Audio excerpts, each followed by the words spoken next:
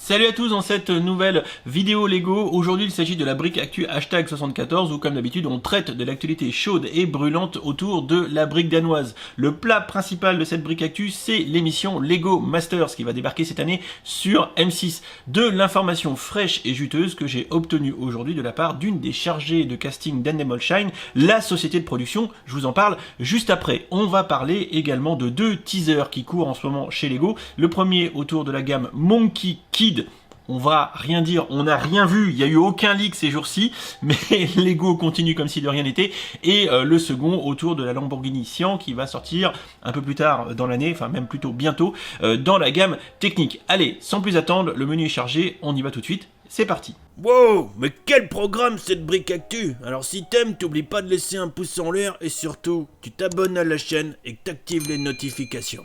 Et on commence donc avec un récap autour de Lego Masters avant de parler aux petites news que j'ai à vous donner sur le sujet. Lego Masters, c'est une émission de pseudo-télé-réalité où des binômes s'affrontent autour de défis de construction en briques danoises. Et ça, c'est plutôt cool. L'émission a déjà été diffusée dans plusieurs pays comme la Grande-Bretagne, comme l'Australie et plus dernièrement, si je ne m'abuse, les États-Unis. Présentée par Will Arnett là-bas, visiblement ça a plutôt cartonné. Je pense que l'émission a été plutôt bien reçue et elle va donc être adaptée en France par les soins de la société de production Endemol Shine, bien évidemment, et ça j'ai eu la confirmation par Constance, merci Constance que j'ai eu aujourd'hui via Instagram interposé, Constance qui m'a confirmé que Lego était vraiment à la manette derrière la production de cette émission et rien n'est laissé au hasard. En même temps vous connaissez la brique danoise, les petits gars à Billund, ils rigolent pas. Pêle-mêle dans les informations que j'ai à vous donner sur le sujet, tout d'abord c'est que ça repart, puisque aujourd'hui j'ai été donc contacté par Constance, l'une des 4 chargées de casting pour Endemol Shine sur cette émission, en me demandant, Dimitri, tu voudrais pas participer? Enfin, elle m'a contacté sur Insta, l'émission reprend, blablabla, est-ce que tu veux participer? Bon, je lui ai expliqué que non, que j'avais donné ma réponse négative début mars, quand le casting avait commencé et avait été ouvert, et vous avez été assez nombreux à participer d'ailleurs. Information à retenir donc, c'est que le casting n'est pas terminé si elle m'a contacté pour me recruter. Dans l'absolu, le casting devrait être vraiment bouclé globalement pour fin mai. Si vous le voulez donc, vous pouvez toujours participer en utilisant l'adresse de contact que je mettrai en description et en commentaire épinglé de la vidéo que je vous avais déjà donnée. C'est toujours la même adresse de chez Endemol Shine. Il vous suffit pour ça de leur écrire et vous allez passer ensuite donc une première sélection, on va dire ça une présélection sur dossier, c'est-à-dire qu'ils vont d'abord filtrer tout le tas de... ce qu'ils ont déjà fait depuis début mars d'ailleurs, ils vont donc filtrer le premier lot de candidatures, retenir que celles qui les intéressent vraiment. De là, et Constance me l'a confirmé, les heureux élus de la présélection recevront une convocation pour une étape ultérieure de sélection qui sera faite cette fois-ci avec un jury de chez Lego. Ah oui, ça rigole pas. Et c'est donc le jury de chez Lego qui va sélectionner les candidats définitifs, les on va dire, je sais pas, 8 binômes qui seront retenus pour participer à l'émission. Binôme, un petit point à retenir aussi que j'ai pu échanger, enfin sujet auquel j'ai pu échanger avec lequel, enfin autour duquel voilà j'ai pu échanger avec Constance, c'est qu'il est préférable de se présenter comme binôme parce que évidemment vous l'avez compris, le concept de l'émission c'est l'affrontement de binômes. Si vous vous présentez seul, ça ne veut pas dire pour autant que vous serez disqualifié, mais la prod va devoir vous appairer avec un autre affole, un autre fan de Lego qui est seul également et ça leur complique évidemment bien plus la tâche. Je ne saurais donc, je vais y arriver, trop vous conseiller que de vous présenter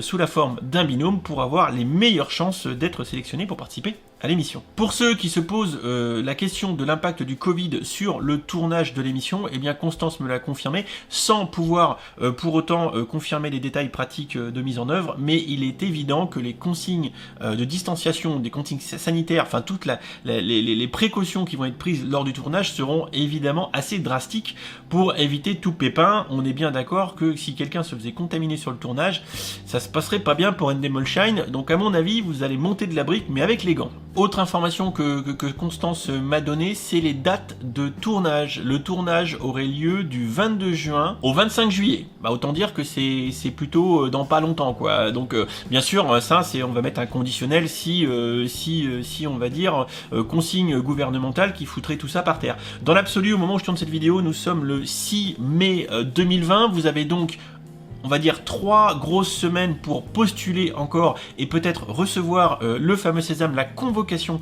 pour participer à l'émission.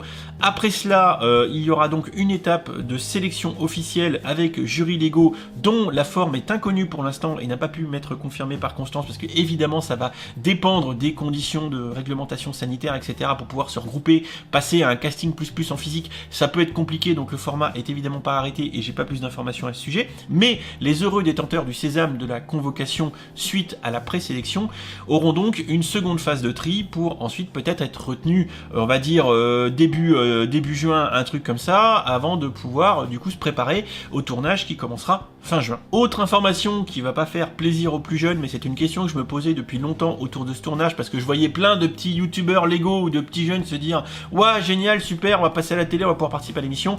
Constance me l'a confirmé, c'est la politique de Lego et ça ne me surprend pas du tout.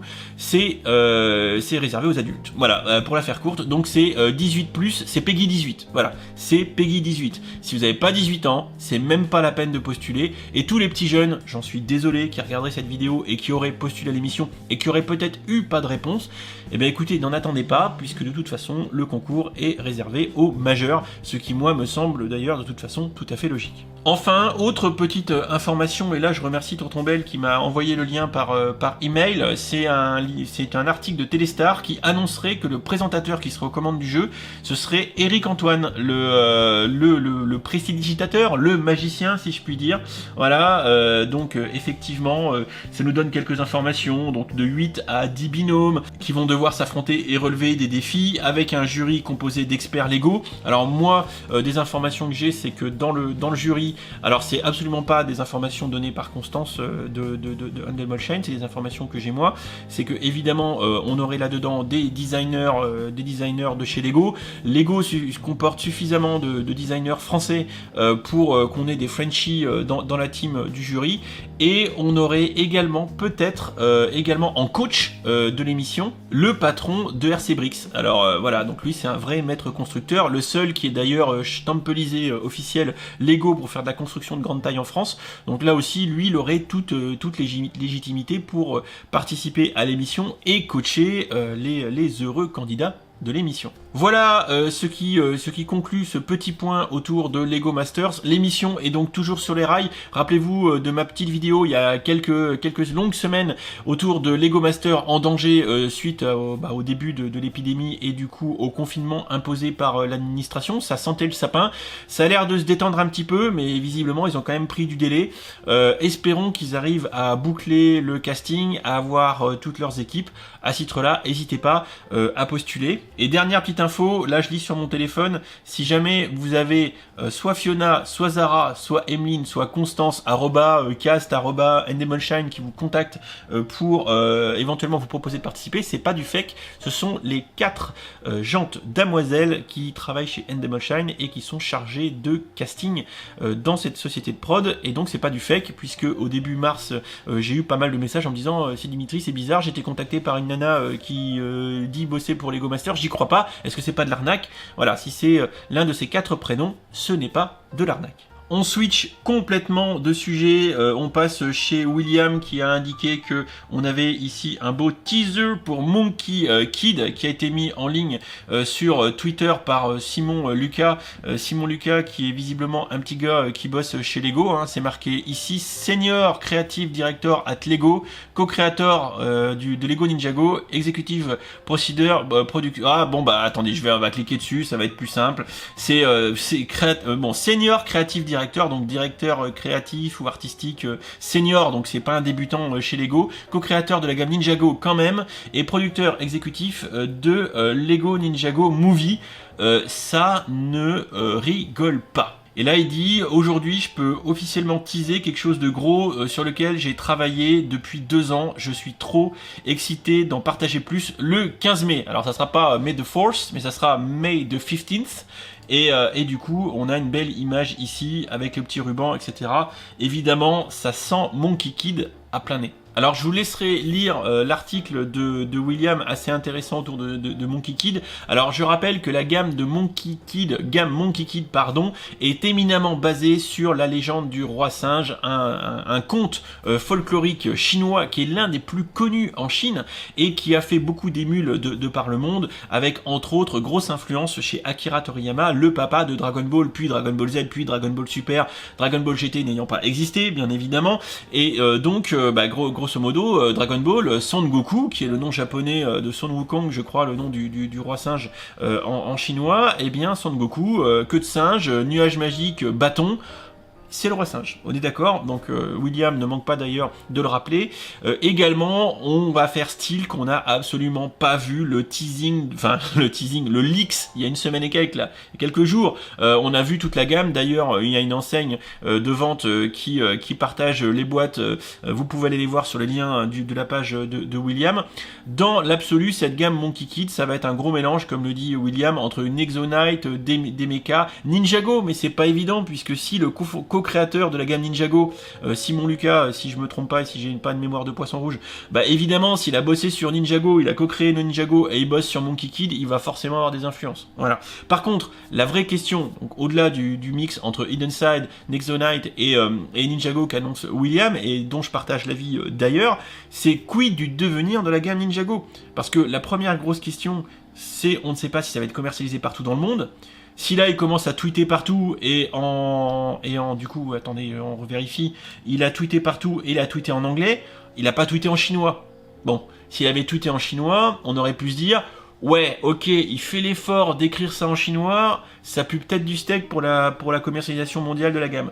Là, c'est commercialisé en anglais, peut-être qu'on va avoir une chance de l'avoir en Europe et dans le reste du monde. Si c'est le cas, quid du devenir de la gamme Ninjago? Et ça, c'est une vraie question que je vous pose, on pourra en discuter en commentaire, mais il est à prévoir que la gamme Monkey Kid puisse fossoyer, nettoyer, mettre à la retraite Cole, Loloid, Nia, l'ancien Maître Wu, et tout ça, et consorts, suite à l'arrivée de la gamme remplaçante.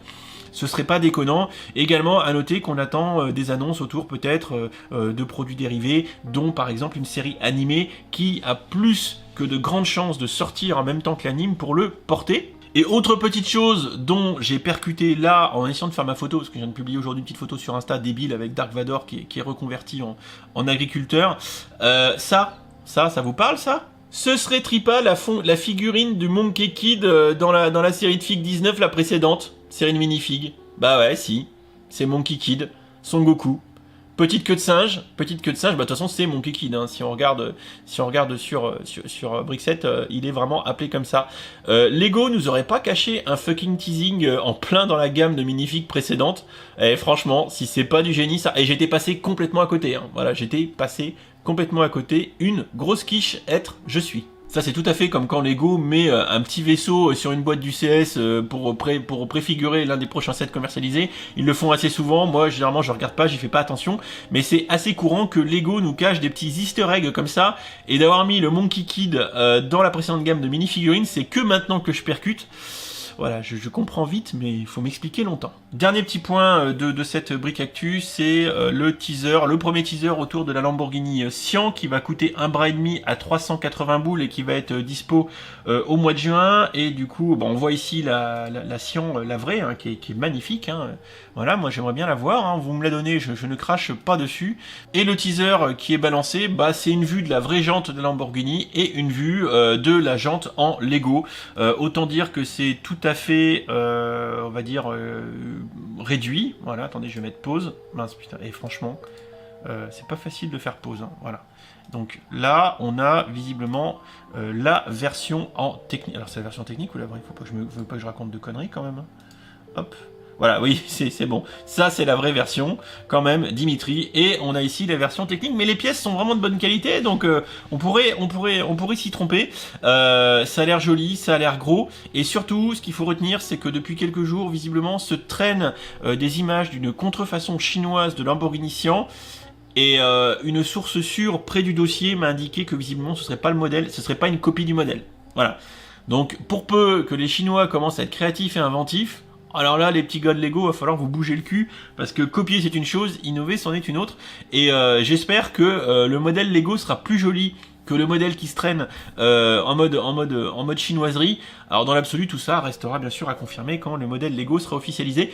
On a le temps de voir venir, la boîte va être magnifique, son prix aussi définitivement adressé aux fans de Lamborghini, aux fans de grosses voitures Lego techniques. Voilà qui en termine pour cette brique actu #74 où on a principalement parlé du coup de l'actualité autour de Lego Masters qui semble être parti sur des roulettes. J'ai hâte d'en savoir plus. J'espère, et je vais tasonner l'équipe Endemol Shine pour pouvoir couvrir l'event du mieux possible qu'il soit, sachant que c'est vrai que ça va tomber entre fin juin et début juillet. Pendant les vacances, il y aura peut-être possibilité peut-être d'aller faire un petit saut sur Paris sur une journée ou deux.